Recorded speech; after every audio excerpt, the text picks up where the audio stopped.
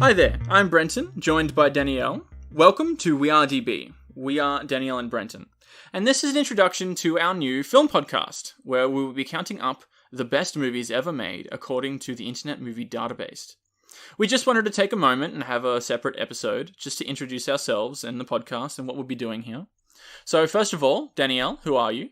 Well, Brenton, I'm Canadian, and what we consider to be an average movie watcher, just meaning that I go into movies, I don't know a whole lot about, say, the production companies or the directors, or even really a lot of the actors. Most of the time I just go into a movie to see the movie, enjoy the plot line, and leave it at that without putting a whole lot of extra thought into it. And when we were initially looking through the IMDb listing of movies, we figured out I'd watched about 10% of the top, 100? 100, yeah. 100 IMDb Which I movies. think is normal for most people. For most people. What would you say your favorite movie is?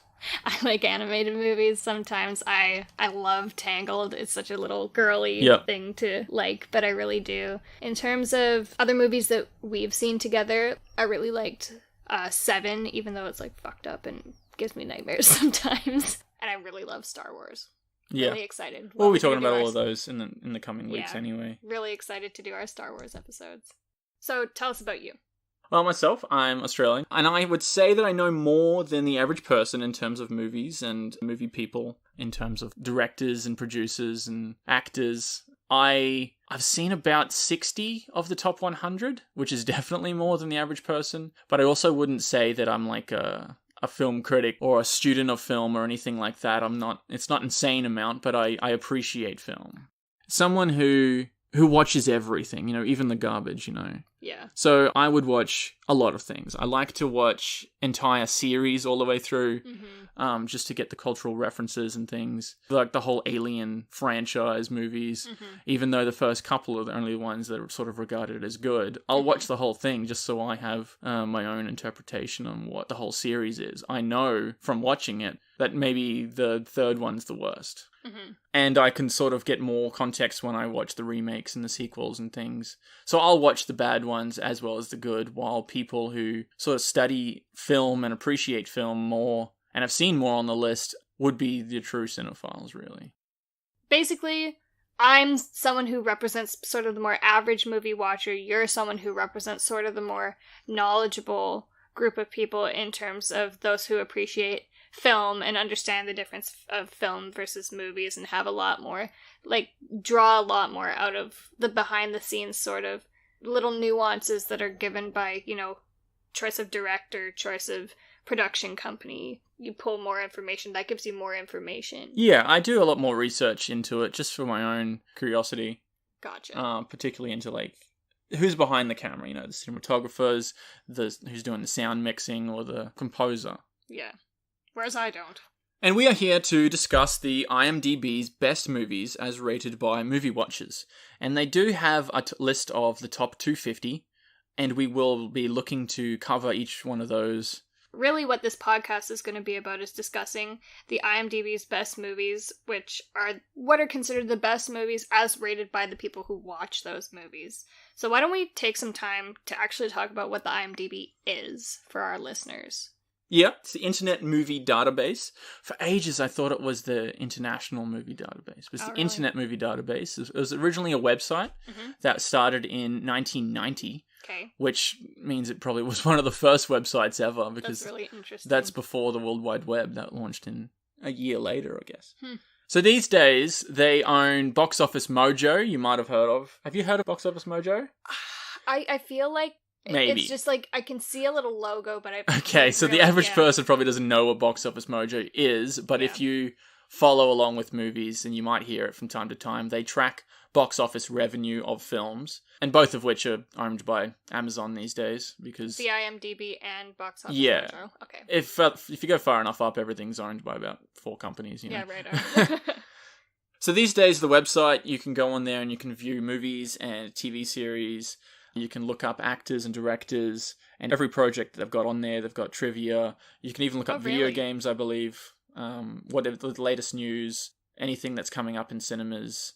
And they've got a feature on there where if you make an account, it's a free thing, it's not like a subscription or anything, you can save a watch list, which I have been doing. Just, you can press it on there. It's really easy to follow along with news and what's coming up and who's involved with what and what other things they've worked on each other. It's an internet movie database, basically. It's an online database where you can go on there and look at everything. So now let's also talk a bit about how their rating system actually works, because there are a couple different components to it. You know, why we're choosing to use the IMDb's movie list over, say, other internet lists that exist, because I'm sure there's many. I've encountered many. Yeah, every website these days has the top 100 movies of all time. So yeah, and when we were actually sitting down to decide what we were going to do for this, we actually looked at a couple different ones. So why did we choose the IMDb over other movie lists?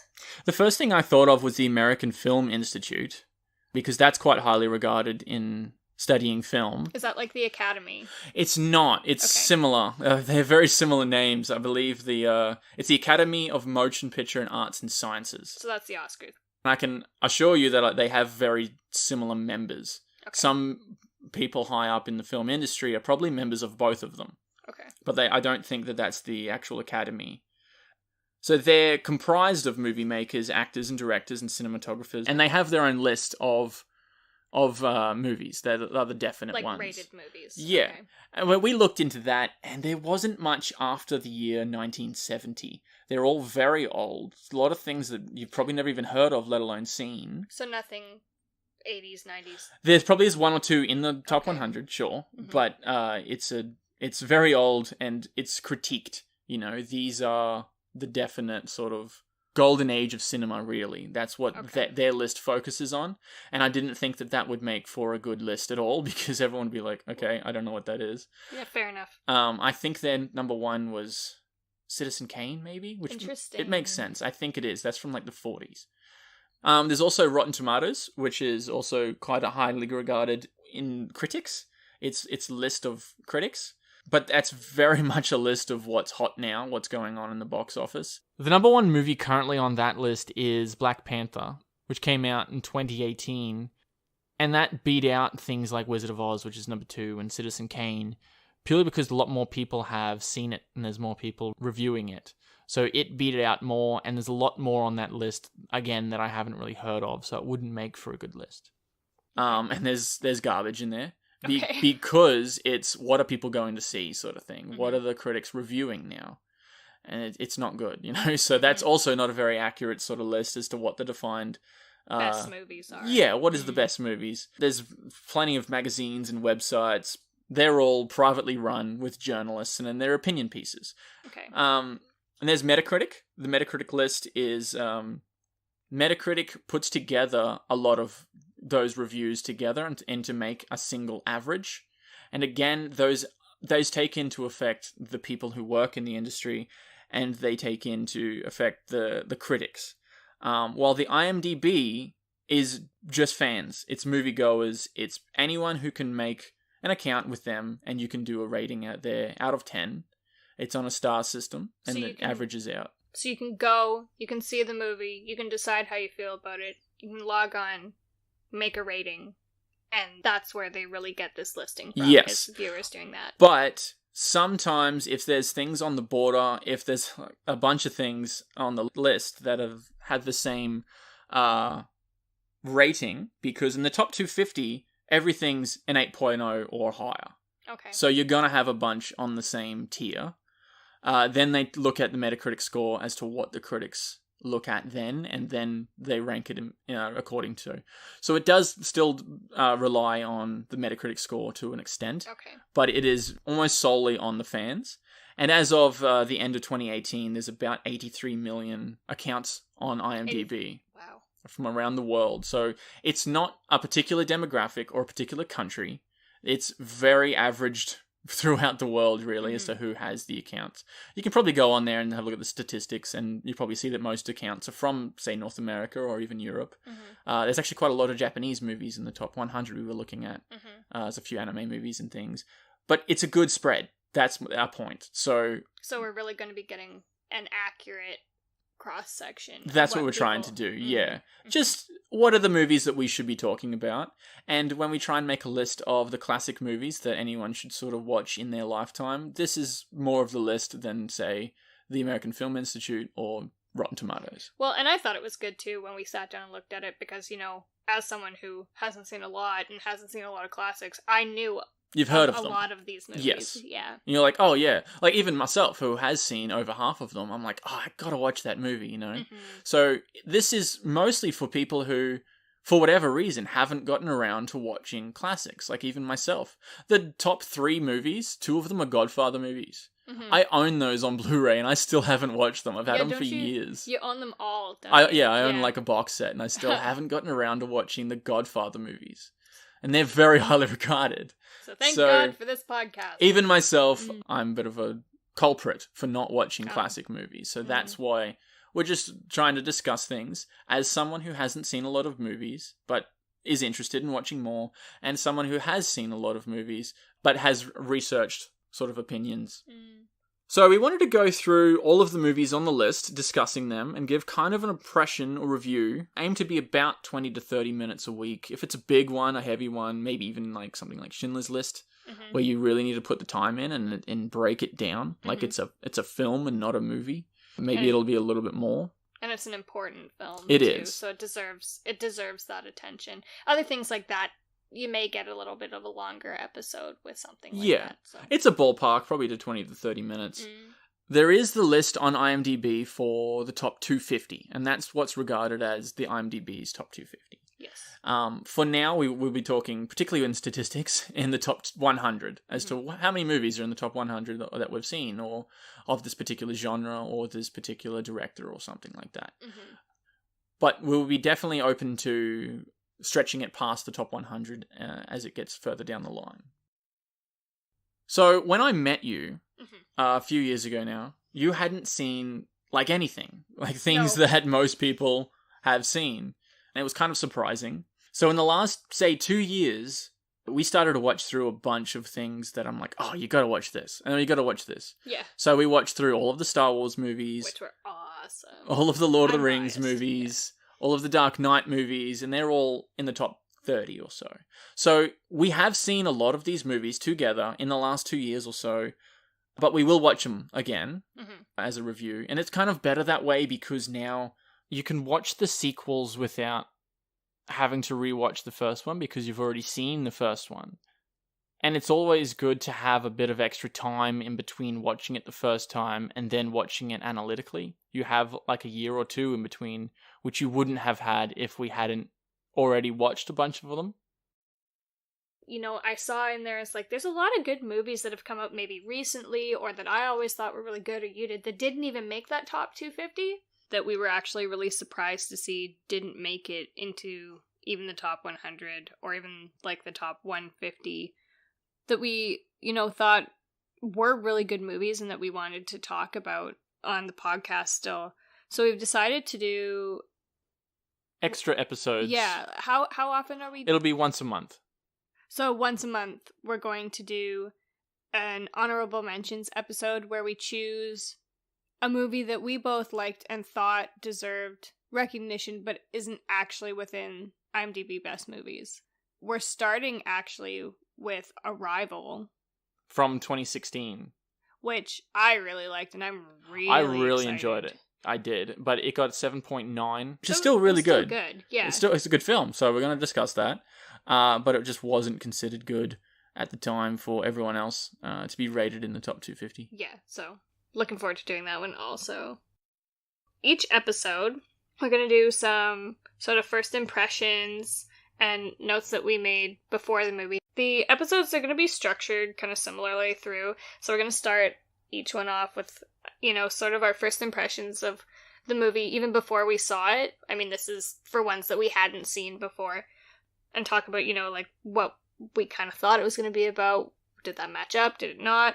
We're going to have kind of a spoiler-free zone where we just discuss things about the movie. And in case you haven't seen it. Yeah, and try not to give it away. And then, obviously, we're going to go into the spoiler zone afterwards. And some movies are safer than others to listen to the podcast without watching the movie. but try and make the best judgment, because some films such as Shawshank, you may as well just go watch the movie before you watch the podcast, because a lot of it is going to be discussing the movie in depth, while other movies like 12 Angry Men is not really much of a spoiler. It doesn't really matter as much. So we might let you know beforehand as to whether or not it's going to be spoiler heavy, or not. Yeah. We'll clearly indicate those sort of areas.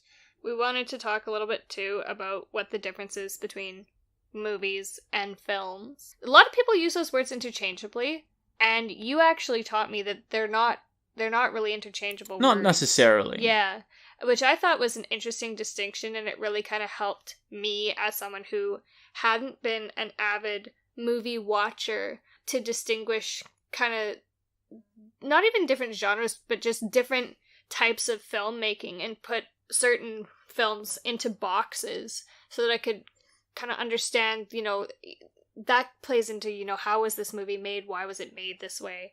And I remember having this conversation, like, do you want to talk about what you actually told me? The example that I gave you was Steven Spielberg, because he often does 2 movies in a single year. He has throughout his career. And most of the time, one's a movie and one's a film. And tell us about what those differences actually are. Well, in 1993, he released Jurassic Park, which is a crazy story about cloning dinosaurs, and then they wreak havoc in a theme park. It's a crazy box office movie. Absolutely. And then he released Schindler's List, which is a 3.5-hour war epic about the Holocaust. So completely different. Yeah. And although Jurassic Park is a great movie, the way he uses color and cinematography and sound and shots in Schindler's List, it's a film. Yeah. It's something where you would study it, I would say, based on what you kind of told me, I'd say a movie, you go to the theater, you get your popcorn, you go there to be entertained, and you go into a film, it's something artistic. You might go to a film to be educated, you know what I mean? It's something, it doesn't have to have the most straightforward plot line, because that's not necessarily what's front and center. It could be, cinematography and things like that. More better use of, camera angles and imagery and symbolism, things like that. There was even last year he released 2 films. Spielberg. Yes. And one of them was Ready Player One, which is really entertaining. I really quite liked it. Yeah. I quite liked it, but it's not a film. No. There's still plot holes in the whole thing, but it's really entertaining to watch. Yes. While his second movie with Tom Hanks and Meryl Streep, The Post, based on a real story. It's a lot more in-depth drama. I haven't seen the film, but I know that's what he was going for. One's a movie, one's a film, and that's what we're just trying to define. So I was looking into it a couple of days ago, and I just thought, surely this has been done before. So surely someone has already made a podcast where they count up the best movies ever made on the IMDb's list. So I just Googled the IMDb podcast, and there is a couple. One of them was called Mission 250 Filmcast, where they look up the top 250 movies on the IMDb. And another one was the IMDb Journey. Mission 250 is at about episode 150, so they've been doing it for about 3 years. Okay. And the IMDb Journey is at about episode 40, so it's just under a year. Okay. So we're not alone here. We're not. Okay. So there is a couple of them out there. What I found about those 2 lists, they're mostly just 2 people. I think one of them is even a couple. But they're mostly people like myself. Who are kind of more movie buffs. Yeah, movie buffs, who know sort of what they're talking about. And that's fine. But this is more aimed towards at people like yourself who would like to get into movies more, but hasn't for whatever reason. So I think it's a different sort of target audience. Well, and that was something we were really excited about, was to reach out more to people like me from the perspective of someone like me. Because, I mean, you talked to me 2 years ago, I didn't give a crap who the director of a movie was, and I do more now, but you know what I mean, to an extent. I want to know more about that movie. I want to appreciate the movie for the movie, and not necessarily for the production company or things like that. So, yeah, I'm really excited to be lending my perspective to other people like me who hadn't seen as many movies or as many classics, and just dive deeper into exploring those together from this perspective. Yeah. So there's 3 points I wanted to make on those other podcasts. The first one being, I think that we are targeting different sort of audiences, and we're different perspectives. This is sort of an opinion piece from us, our perspective. That's fine, The second thing is that I don't think you should be afraid of doing something just because it's been done before, Even if this is sort of an unoriginal idea, I think everything is. I did come up with this sort of idea on my own, so it is sort of an original idea. And I don't think you should be put off just because it has been done before. Otherwise, you won't get anywhere unless you want to make a Spider-Man origin story. Don't do that, because I'm pretty sure that's been done before. And the third point is that I still wanted to do this podcast, even if no one does listen, or even if it has been done before, because I do want to watch the top 100 IMDb, particularly with yourself, and to discuss it, because that's what we do after movies anyway. This is a natural conversation. This is something we just figured, why not share? We may as well record it and inform others anyway, and then we have it as a record for ourselves. Absolutely. So I still really want to do it, and I actually was thinking, should I listen to some of their episodes to see what their structure is or what the points they talk about? And I didn't want to, because I didn't want to be influenced by other people's opinions at all. Absolutely. And even if we do have the same sort of structure or talk about the same points, I still wanted it to be my own unoriginal idea, if that makes sense. Absolutely. It's still our own opinions. It's still our own takeaways from these different movies. So I didn't want to be influenced by anyone. And you, like you said, you don't really research these sort of things, so that's fine. We can go into this blind and we'll just have a discussion just like two people. Which is what I do anyway. Yeah. So it's going to be So I haven't great. really read any reviews or listened to other podcasts on any of these episodes. I'll look at the IMDb or Wikipedia or whatever and see who was involved, and that's pretty much it. It's literally just like who was involved in this and not any opinion pieces. An interesting point about these two podcasts, particularly Mission 250, is that they have frozen the list in time at the beginning of, say, 2017. And this is the list that we're doing, the top 250 as it stands in 2017. And that's what they're going to be going through. So if the list changes, they're not going to be factoring in those changes, while we would like to factor in those changes. So we're going to be going with the rankings as they stand at the time that we are creating each episode, not the first episode, which is what they did. And the list is subject to change because it changes with their ratings, but it takes time, because to jump up one mark, it could take thousands and thousands of ratings to be able to change. So it does change, and you'll see it change over the couple of years. But I was looking at even that snapshot that they took last year. The top 10 is still the same. Like, it doesn't change fast. Well, and like you were saying, too, a good example right now is the newly released Bohemian Rhapsody. It's quite high up on the list, isn't it? It's in the top 150, I think? Yeah, I think it's around 120-ish. Okay. And you made the point of saying that new movies often have a spike in popularity right when they're released, and then kind of plateau out as time goes on. You'll see when them they're not hot in the box office anymore. Yeah, you'll see them drop on the list, meaning it's a good thing, down towards, say, 100. Like Bohemian Rhapsody, I think The Star is Born is up there at the moment, because everyone who is voting for it loves it. You wouldn't go out of your way to vote it. If you didn't unless like it was really bad. But if you look at the Metacritic score, they're a little bit lower because it's a so-so sort of movie. So, and they're critics, it's their job. Those are the critics ones, yeah. Anything that does get into the top 250, we will be assessing it, say, 6 months after it's gotten in, after it's plateaued, because it'll be not accurate to talk about it as it's hit that spike. Because we're going to let the hype die down. What do you figure the average time slot is for most of those movies? Like, would you figure... Time slot? Yeah, like, are there more 80s movies or more... I'm not sure what it averages out to be. I mean, there's... Even in the top 10, there's quite a range. There is, yeah. There's a lot of older ones, as well as things from last decade. There's just not a lot from this current decade that we're currently in, because it takes a long time for a movie to be classic. And I think putting a bit of time in between watching these things and rating them is the way people should go, because people often jump to a conclusion on these sort of things without giving it time, without having it settle in and thinking about it more. For sure, and I think you need to have a legacy to be a classic, you know what I mean? If you go see something and you don't remember what it was about 6 months later, it obviously wasn't that influential. Yeah. Whereas if you've seen it and you remember and you're still talking about it years after, or you see it over and over again because it's got just that something that makes you keep going back to it, that's more along the lines of what should be ranked in those upper classifications of those classic movies. It's interesting that in the last 3 years, only 3 movies have made it into the top 100.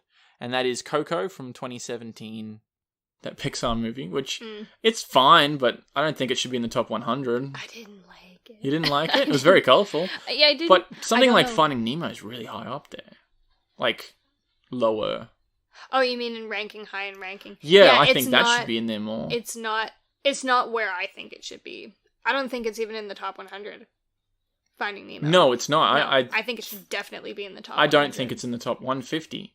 And the second one was Avengers 3, Infinity War, which came out in 2018. And most people who watched that pretty much loved it. So it's actually really high up there. But these things take time to change, so we'll be changing them and adjusting our list.